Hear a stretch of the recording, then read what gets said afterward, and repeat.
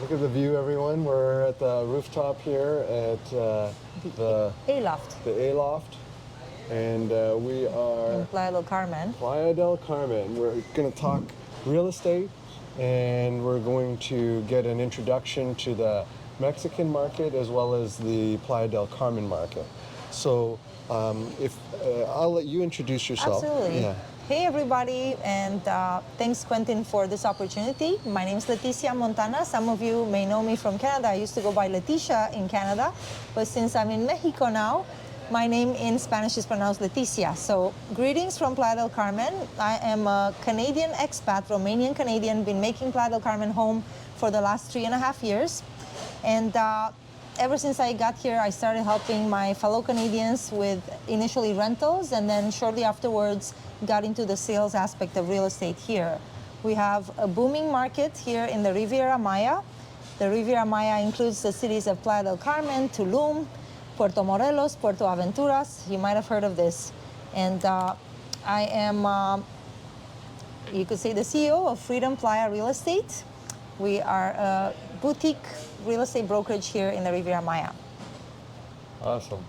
All right, so a couple of questions around real estate investing and just living in Playa del Carmen. I wanted to cover off, there are a number of questions that were asked on Facebook, so I wanted to kind of compile them together and then ask them to you.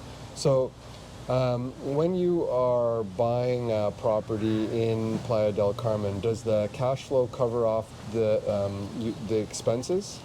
I would say so, and much more than just cover the expenses. I would say you're gonna, in all likelihood, you're gonna have a positive cash flow if you choose to rent your unit. Yes, of course. Okay, and is that because of the rents versus purchase price? Because is that a weekly rental, a monthly rental, a midterm rental? What is that? It is up to the owner. The market here allows for both short-term vacational rentals, and that was, I would say, for a long time, that used to be the standard rental in Playa, 7 to 10 days, Airbnbs. Since COVID and since the whole digital nomad phenomenon, the whole work from home phenomenon, we have people coming and staying 3 months at a time, 6 months at a time. Canadians, Americans, Western Europeans can come to Mexico and get an automatic 6-month visa just with their passport. They don't have to apply. So a lot of people are taking advantage of that and just coming as a visitor and staying for 3 to 6 months at a time.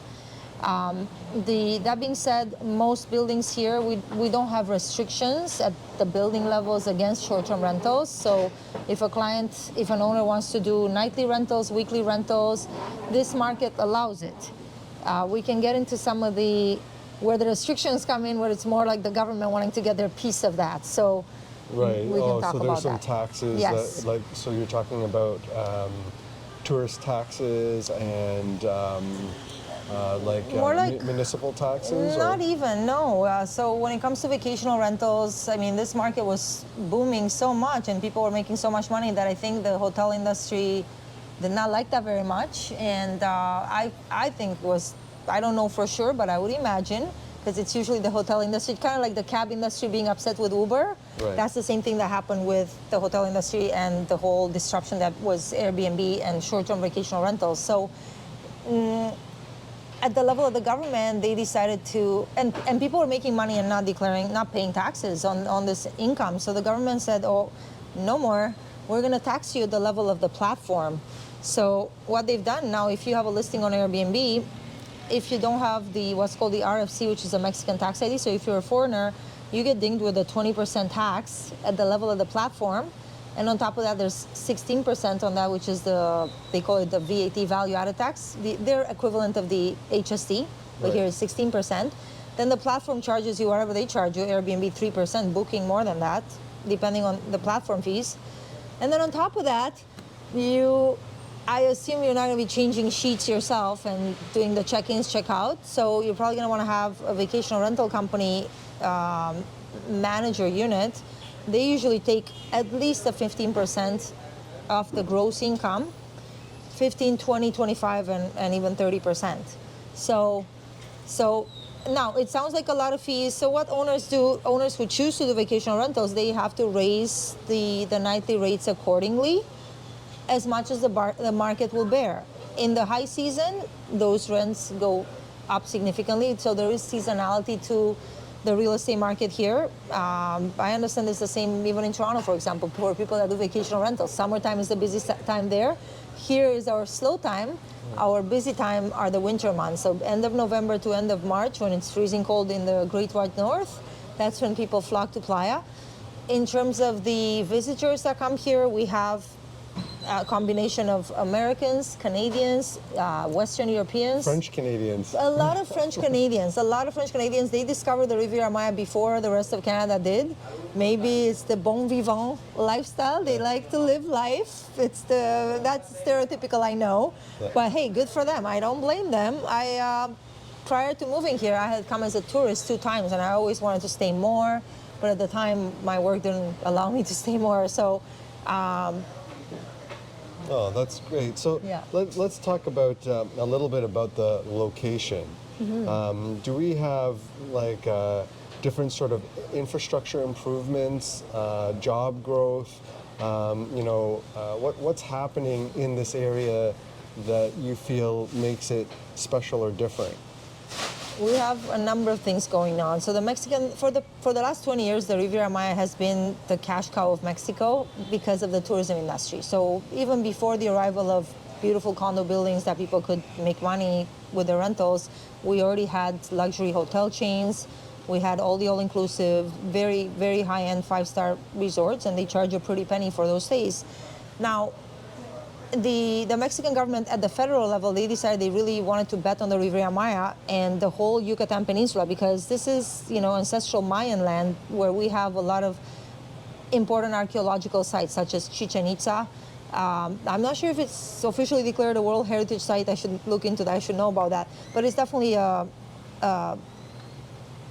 site of interest worldwide. Like, people have heard of Chichen Itza. So what the Mexican government has done in the last few years, they have built this Mayan train, which is a $20 billion project that connects different destinations within the Yucatan Peninsula, including here in the Riviera Maya. And as a matter of fact, the last stretch of the Mayan train, which is a high-velocity train, and again, it's going to connect the cities of Mérida, Cancun, Puerto Morelos, Playa del Carmen, Tulum, all the way down to Chetumal and other destinations within the Yucatan Peninsula. So that's a major infrastructure development that is bound to just make travel to the region easier and bring development. We know, even from my days of being a member of your club, Quentin, and other real estate investing communities, that whenever there's major infrastructure coming, that tends to cause a lift in the property prices.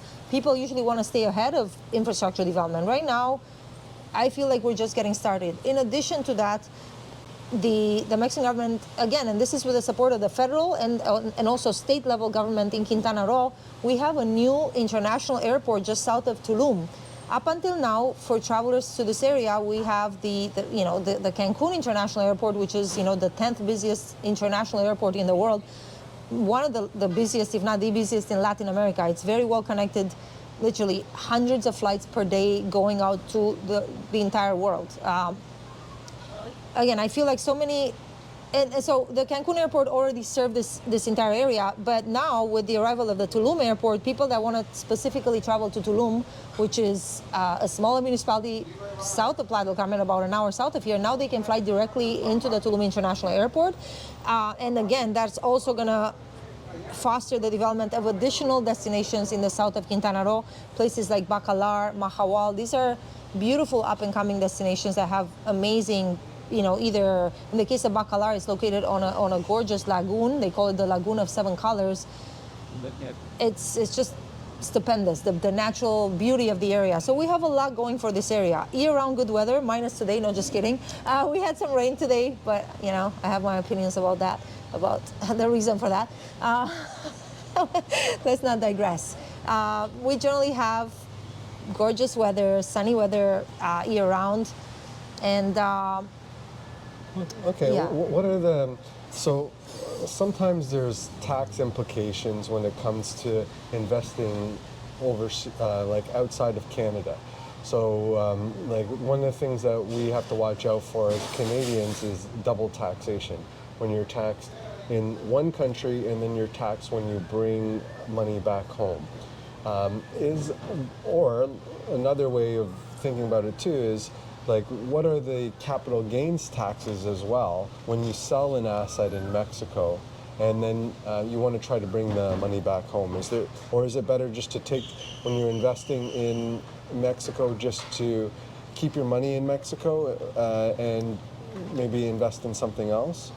Okay, so we can talk about it because there are different types of taxes that we're all very familiar with. In Canada, we have property taxes, and they're not inexpensive. I mean, I know any property in the GTA, you're paying anywhere from hundreds to sometimes upwards of $1,000 a month for a regular house or condo, you know. Property taxes in Mexico they're cheap, very inexpensive. So to give you an idea, for a $300,000 condo, and when I'm speaking dollar amounts, we are usually referencing the US dollar. This market here is considered a dollarized market because it's such an international real estate market. It's often been pegged to the dollar.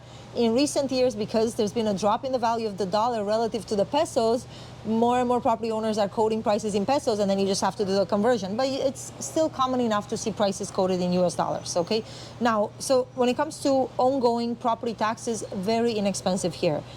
So yeah, a $300,000 condo, you're looking at maybe $350 US dollars per year. Oh, annually, wow. Annually, and if you pay that within the first 20 days of the year, you get 25% off, okay? Wow, so okay. super affordable. So your ongoing costs are quite reasonable. Now, what the Mexican government does in terms of closing costs, so acquisition costs, there is a 3%. So the overall acquisition cost, you're looking at 6.5% to 7%. And out of that, 3% goes to the Mexican government. It's their equivalent of land transfer tax. They don't call it that. They call it like a something stamp else. duty or something, right? But it is, and that applies across Mexico, and that applies, well, actually not across Mexico, I correct myself. There are some states that don't have they don't have the 3% tax, they may have smaller, but Quintana Roo is, like I said, a very premier destination. You want to live by the ocean, be prepared to pay a little more, okay? And the rest of that 6.5% to 7% goes to notary fees. In Canada, we're used to having a buyer-side lawyer, a seller-side lawyer. Here, it is still recommended that you hire a lawyer to help you with the paperwork, to help represent your interests. In addition to that, a mandatory part of the transaction is a notario or notaria. Notaries in Mexico are lawyers with at least 5 years of experience, and they're the only ones allowed to register, and they carry special licensing, special insurance. They're the only people allowed to put their stamp on the deed and register the deed in the public record. So if you want to make sure that you get proper title, you need to go through a notario. If you do a private transaction where you don't go through a notario, good luck, okay? Right. So if you want to make sure, so that dealing with a notary, make sure that you get a deed, property Okay. title, proper title. So there's property taxes. Property tax. Now let's talk about state taxes and okay. No, so I mean the property taxes are paid at the municipal level.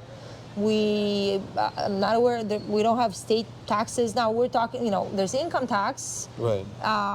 And so if you're, let's say you're buying a condo and you make, after you have all your expenses, you make $20,000 per year. How much of the $20,000 do you have to pay then in tax? So that depends, Quentin, because we were talking that your tax situation will always depend. But here in Mexico, short-term rentals are treated differently. So a number of years ago, the Mexican government introduced something called Impuesto sobre las Plataformas. So a platform tax, because people were making so much money with Airbnb and all these short-term rentals, that the government wanted a piece of that. So they taxed that at the level of the platform, and I told you, it ranges from the income tax from 12 to 20%. It's 12% if you become a Mexican resident and you get an RFC. But then on top of that, there's also HST on that, another 16%. Right. And like their version of the HST, which is called the VAT, value added tax, it's 16%. So the taxes on platforms are higher. If you collect taxes privately, if you choose to rent your unit on a medium or long-term basis, there's a lot more flexibility with that. Then you handle your own tax situation, and depending on how you structure yourself, like this is where an accountant can help you. Right. By and large, most foreigners in this area have personal ownership of the property, which is done through the bank trust structure that we're going to talk about. You could choose to own the property in a Mexican corporation. Mexican corporations have a flat tax rate of 30%.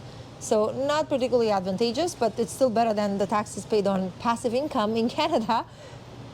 Right. You know, that being said, you always have deductions against the rental income. So if you have a property manager, if you pay for any of the utilities, you have more flexibility. And furthermore, we have many owners who let's say collect the income directly in their country. So then they deal with their tax situation in their country.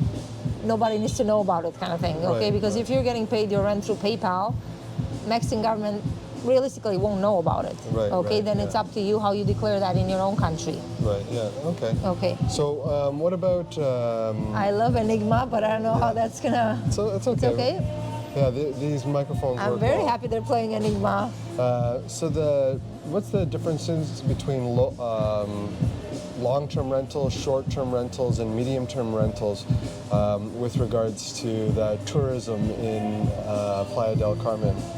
So, as I mentioned, there is seasonality to the rental market in Playa del Carmen and in the Riviera Maya region. So, some owners like to rent their units on a vacational basis in the winter time because they get top dollar for them.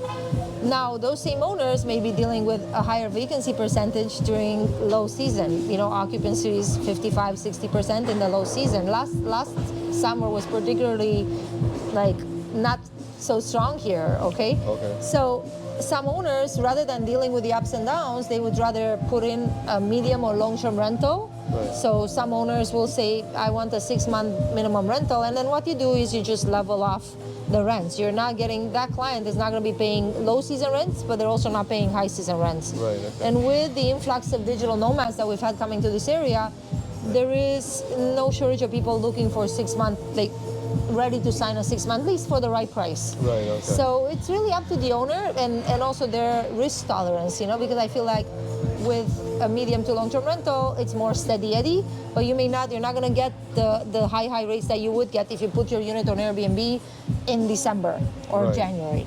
Okay. That's very interesting. Okay, so who would the team be, and who would they be working with if they came down here to look for a property? Okay. Yeah. So I obviously help people with the purchase. Now, I don't work by myself. I refer clients to lawyers when it comes, and we have multiple law offices that we work with. And so the lawyers review the paperwork, whether you're buying directly from a developer or you're buying from a private seller. In the case of a resale property, all the paperwork gets reviewed by your lawyer, okay? In addition to that, when it comes to the actual property management, again, it's up to the owner. If the property they buy is more apt for short-term rentals because of the size or the location, I would be happy to refer clients. We have a number of short-term rental management companies that can help with that. I myself don't have an arm that does short-term rentals at the moment. I do help my clients with medium to long-term rentals. So if somebody would like to have a digital nomad in for a 3-month lease, and in those cases, standard rental commissions apply as they would in Canada. So if it's a 6-month lease, it's half a month of rent. It's a 1-year lease, it's 1 month of rent. When it comes to medium to long-term rentals, tenants here, I know in Canada we're used to paying first and last. Here it doesn't work like that. Clients here pay 1 month of rent, 1 month of security deposit. So if it's a 6-month minimum lease, it would be 1 month of rent, 1 month of security deposit. The agent's commission, the rental commission comes out of the security deposit. Now, that security deposit is refundable at the end of the tenant's stay, as long as they haven't damaged anything in the unit, as long as there's nothing owing for electricity. When it comes to medium and long-term rentals, the electricity is always paid by the tenant. Right. In addition to that, you can offload other utilities to them. For example, the internet, it's up to you. My recommendation, though, is that internet is almost like water, it's like oxygen. Most owners will include the internet, and I would recommend that that's one way to distinguish your unit by having really solid internet access, like service in your unit, because that's something tenants need these days, all the digital nomads. Okay, What's the, let's say if you were to, put a down payment on a property in here or down here, what type of financing options are available for people to, let's say we have a Canadian coming down, or do they have to prepare to just pay for everything like outright in cash? So that's another nuanced question because it depends on whether you're buying a move-in ready property or you're buying a pre-construction property. If you're buying pre-construction, usually you'd be expected to pay a 30% down payment. There are a handful of exceptions to that. Some developers will even try to finance to give you more time to even come up with a 30%, but by and large expect to pay at least a 30% down payment. And then usually when you're buying directly from a developer, you're going to be expected to fully pay for the property in a year and a half to 2 years, which is the average length of time that most developments take here. It's not 7 years, it's not 5 years like in Canada. It's 1.5 to 2.5 years.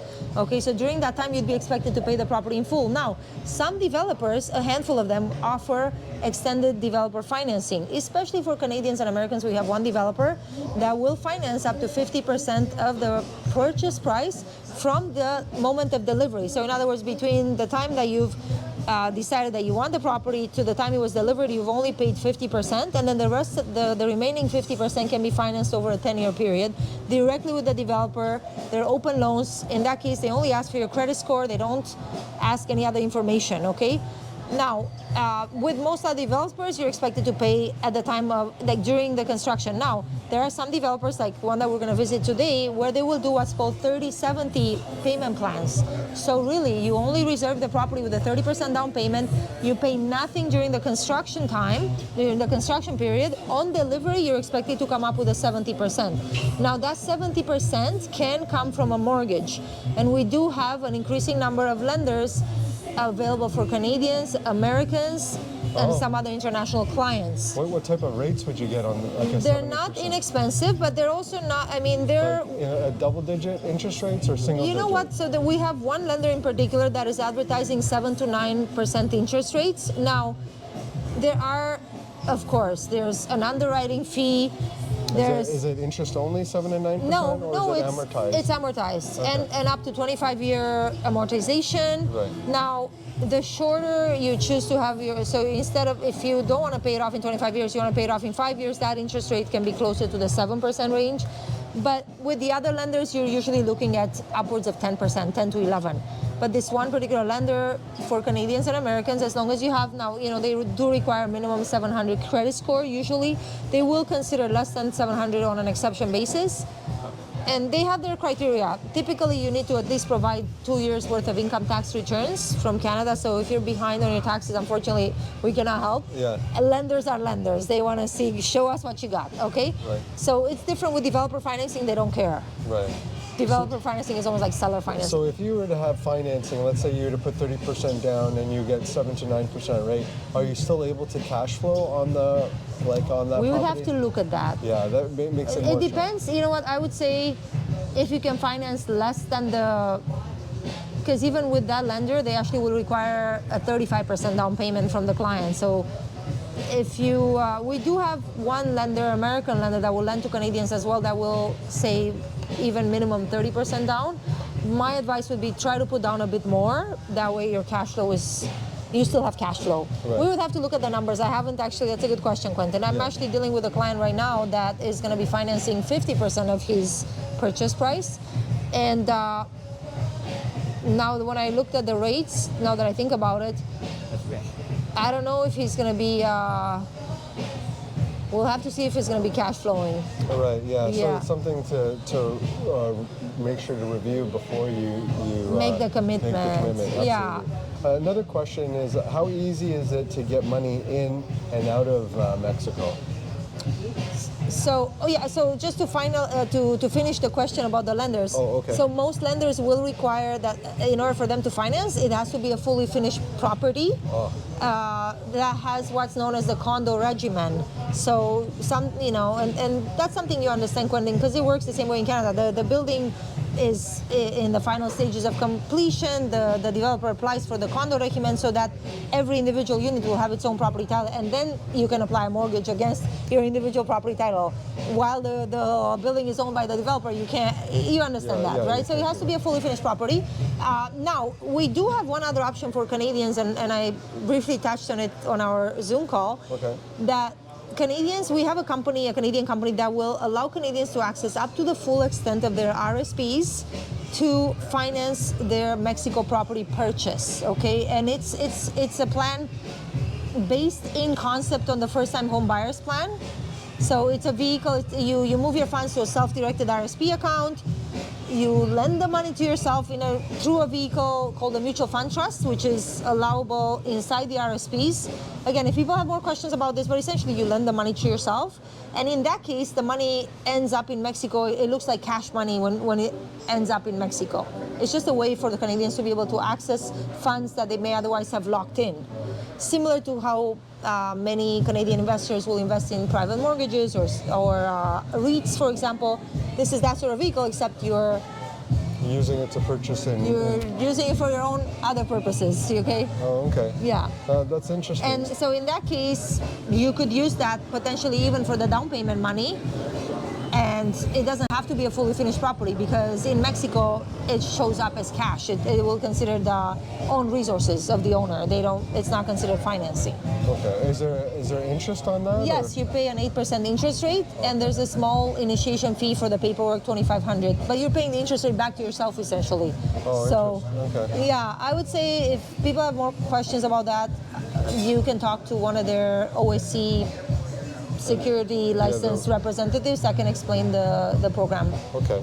Now, the other question was how easy it is to get money in and out of Mexico.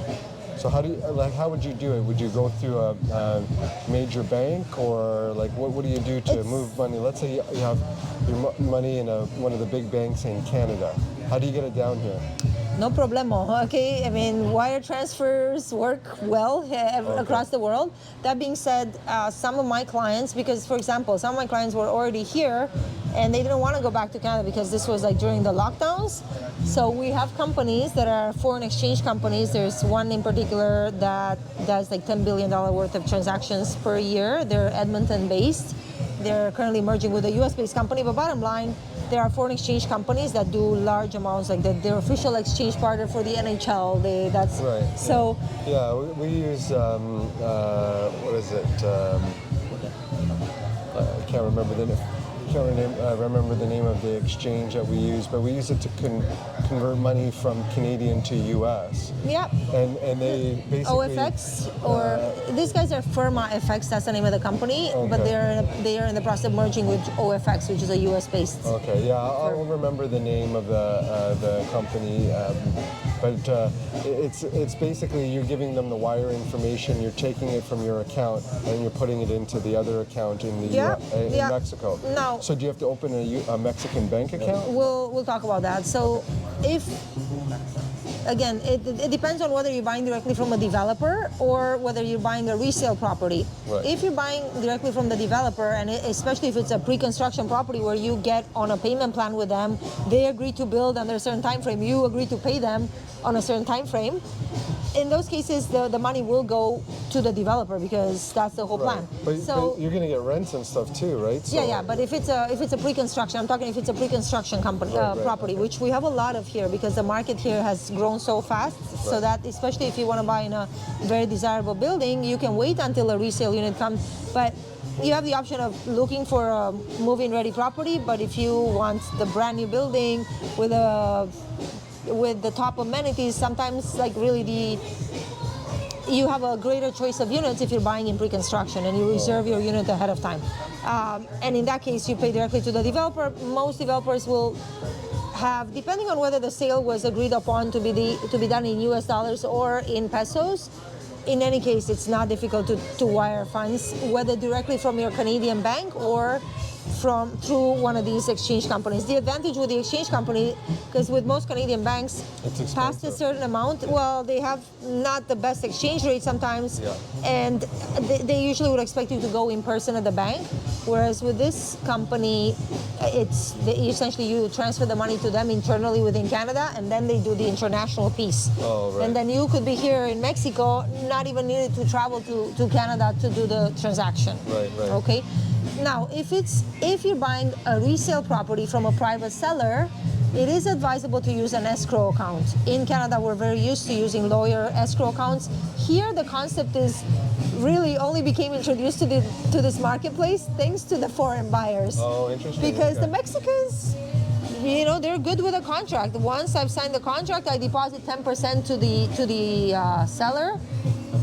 Canadians and Americans to this market, like, you want me to send my money directly to this private seller? I don't think so. So typically with a resale transaction, with all transactions here, you reserve a property usually with a refundable deposit just to take it off the market. That deposit is usually $5,000, sometimes a bit less, sometimes a bit more depending on the deal size. And that deposit is refundable for the first 2 weeks. After 2 weeks, if you are still wanting to move forward, then you and the seller or you and the developer sign the purchase agreement, and upon the signing of the purchase agreement, you're expected to pay the down payment. Right. In the case of a pre-sale property or pre-construction, as we call them, the down payment is usually 30%. If it's a resale transaction, the standard is about 10%. Some sellers will want more, but usually no less than 10%. Now, that 10% will be placed in an escrow account typically. Right, okay. And the escrow company says, we have the 10% from the buyer. The seller is satisfied with that. Right. Now, after you sign the purchase agreement, if one of the parties were to back out of the deal, there are consequences. Right, There are right. penalties specified in the purchase agreement. Right, okay. So, And let's then the final, the 90%, yeah. gets deposited into escrow and gets released from escrow upon the signing of the deed. The deed, okay. Here it's called the escritura, the property title or deed. And we can talk about the nuances with foreign buyers, because there's one extra step foreign buyers have to go through if they're buying. What is that stuff? Well, so it's a common myth that you might have heard that, foreigners are not allowed to buy in Mexico. And that is a myth, in fact. And the reason you might have heard that is because you might have been told that, if you want to buy close to the sea, you cannot buy under your own name. And here's what happens in effect. This dates back to the Mexican Constitution of 1913. Mexico had lost a lot of land to the United States. They actually lost 4 states: Arizona, Texas, part of California, and New Mexico. Those used to be part of Mexico. Now they're not. Right. So when that happened, they're like, we need to protect our borders. So they said, we're not going to allow foreigners to own within 50 kilometers of our coast or within 100 kilometers of our borders. Right. Now, some 60 years of Mexican government later, they realized, oh my goodness, this provision in our constitution is really stifling foreign investment in the country, because the coastal areas of any country are the most desirable areas. Right, yeah. So what they came up with, they're like, okay, we need, and what was happening, foreigners were buying using a Mexican name, they were doing all this legal trickery to still acquire these gorgeous properties. So Mexican government says, okay, we need to end the madness, we need to find a way for foreigners to still be able to acquire properties in these desirable areas, but at the same time, we can't go against our constitution. So what they did is they came up with a pass-through structure. They've allowed Mexican banks to act as a fiduciary holder on the structure. Now again, sometimes clients are like, so the bank owns my property. They are only empowered to be a fiduciary holder. You as the foreign buyer become the beneficiary owner of the trust, because it's a pass-through structure. Yeah, it's a bare trust. It's a bare trust. You have the exact same rights as any Mexican. You can sell your property, you can rent it out, you can heir it to your children or to your family members, okay?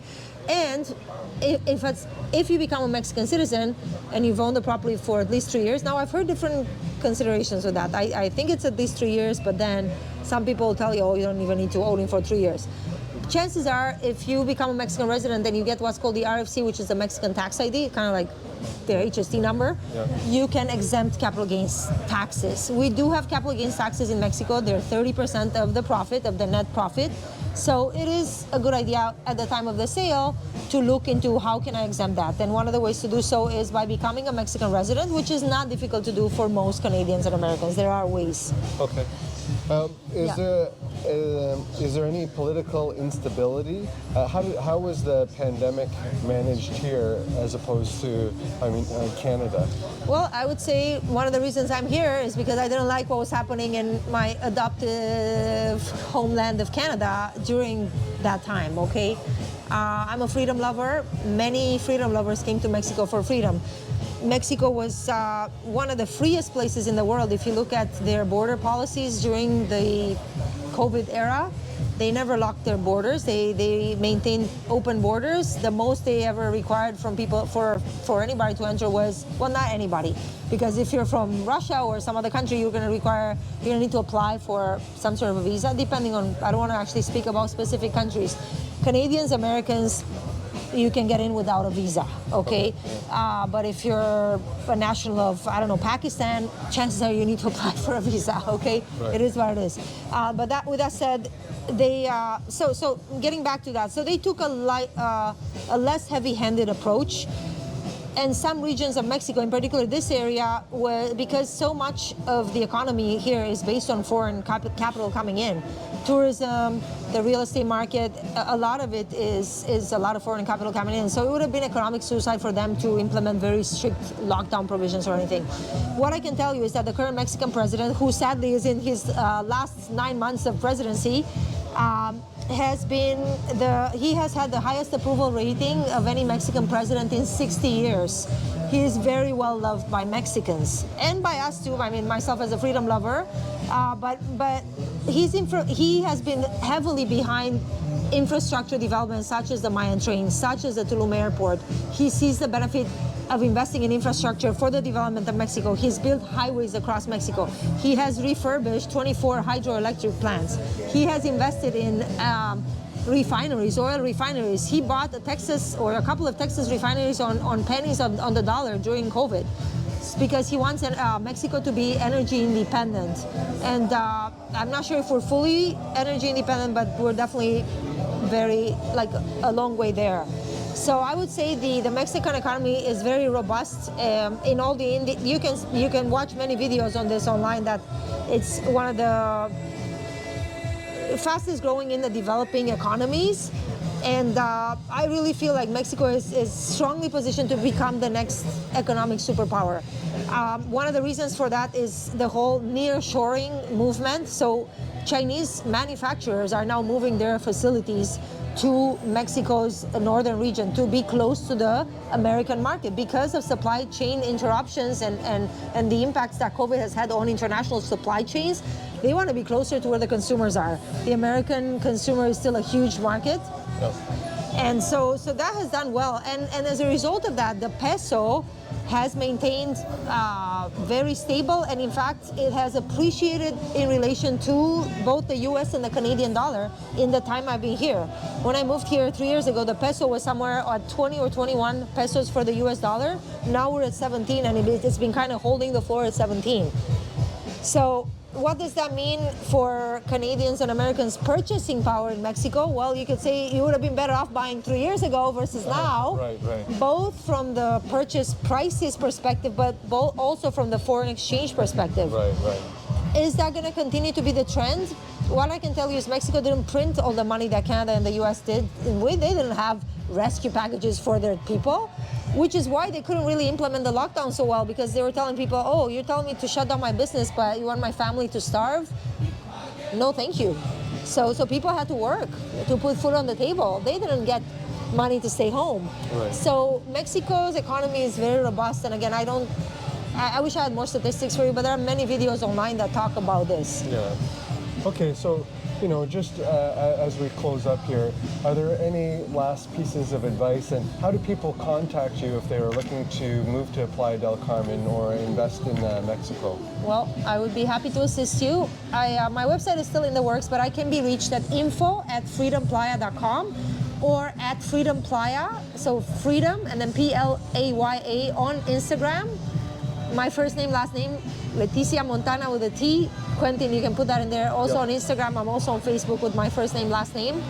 So that's it for now. Hopefully, I don't want to promise you the website will be up in the next month. Like, I need to get better organized when it comes to my digital presence, but I'm easy to find. Okay, perfect. Thanks very much. Thanks for your time. My Really pleasure. appreciate this and getting the My insights pleasure. on the Mexican market in Playa del Carmen. My pleasure. Thank you, Quentin. Bye, guys. Cheers.